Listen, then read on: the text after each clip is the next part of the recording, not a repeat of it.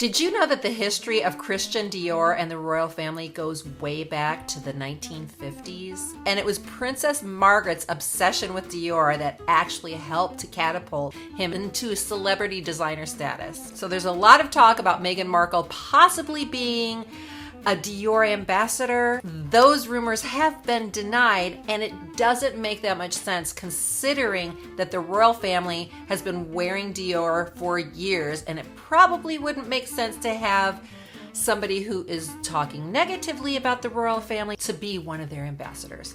Let's go back to 1950. For her entire life, Princess Margaret said that her favorite dress ever was the dress that Christian Dior designed for her 21st birthday in 1951. In April of 1950, which was a day after Christian Dior's first fashion show in Britain, the designer put on a special fashion show for royalty, which included the Queen Mother, Queen Elizabeth, then Princess Elizabeth, who later became Queen Elizabeth II, Princess Margaret, along with Princess Marina, the Duchess of Kent, and also Princess Olga of Greece. Dior was especially impressed during that fashion show with Margaret's style and her beauty.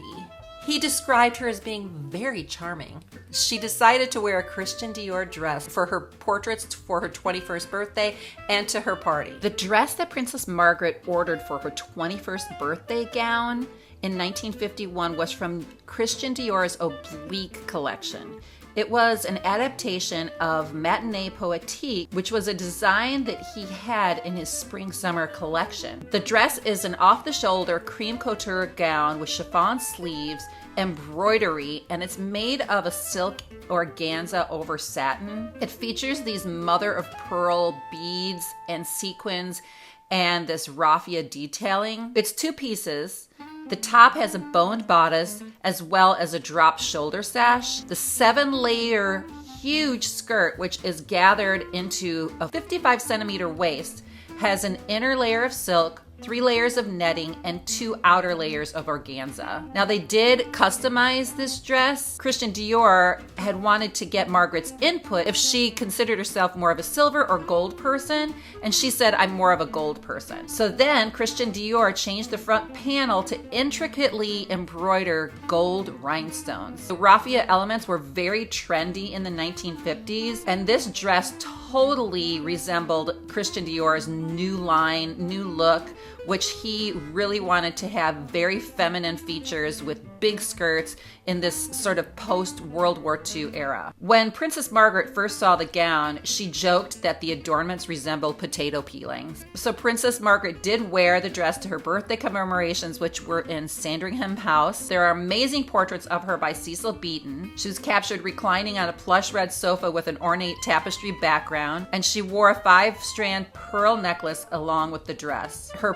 photo in this dress became one of the most iconic portraits of the 20th century. She did re-wear the dress in November of 1951, where she was the guest of honor at a charity gala for a hospital benefit. That event took place in Paris. At that point, she actually accessorized the gown with a Cartier platinum and diamond tiara. Fast forward to 1954 and 1958, she was the guest of honor at his Blenheim Palace fashion shows, and in 1957, he was so touched that he presented her with a signed silk scarf to show his appreciation for the years of support. The royal family built Dior. So speaking of Blenheim Palace, there was a major event in Blenheim Palace which also catapulted Christian Dior to be the designer that he is today. So in 1951, it was Princess Margaret wearing his amazing dress. In 1954, the Duchess of Marlborough was hosting a fashion show for 1,600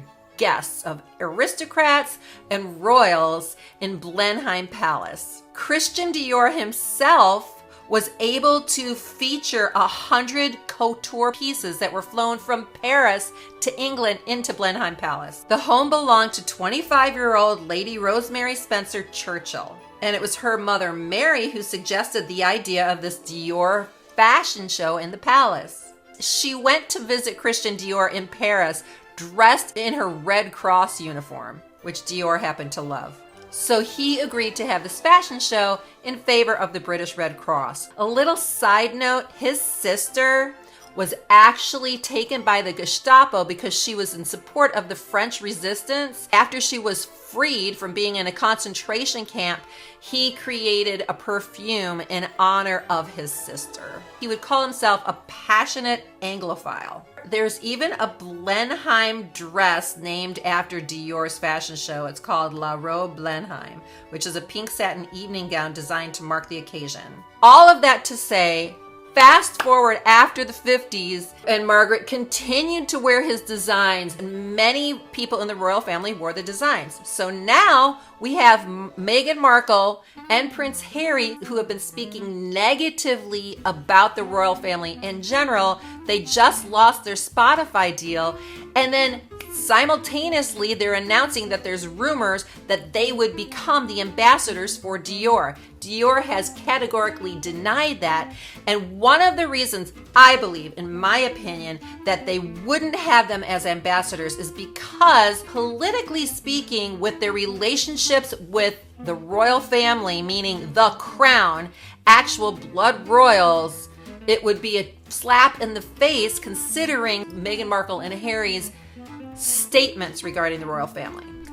And in my opinion, the royal who should be getting an ambassador deal or some kind of deal would be, in my opinion, Lady Amelia Windsor. She is related to Princess Marina of Kent, who was at that original fashion show. She is still in line of succession. She is elegant, she's beautiful, she's a model, she's young, she's hip. She loves Dior. If anybody should be getting a deal, it would be her. She matches the brand. It would be great. Point is that there are other options that aren't as controversial. That's all. Because of that, it is interesting to see Queen Camilla recently wearing a full-out Dior ensemble for the first opening night of Royal Ascot. Could be a coincidence, but most likely Meghan Markle will not be the next ambassador. She will not be the next ambassador, spokesperson, model for Dior, in my opinion, because the history is too deep. It would not make sense for the Dior brand to tarnish their relationship with the crown and the royal family by doing this. That's my opinion. Queen Mother was obsessed with Dior. At one point, she actually said to Dior, listen, your models need to break royal protocol and they can leave the runway with their backs to us in order to go down the runway and back, because he had them going backwards, which didn't make sense. So she encouraged them to break royal protocol, but she was a fan of Dior as well. And because of that history, I believe Dior would be making a mistake in order to have them as ambassadors, spokespeople, models, unless they started to play nice with the royal family, and then that's a whole other thing.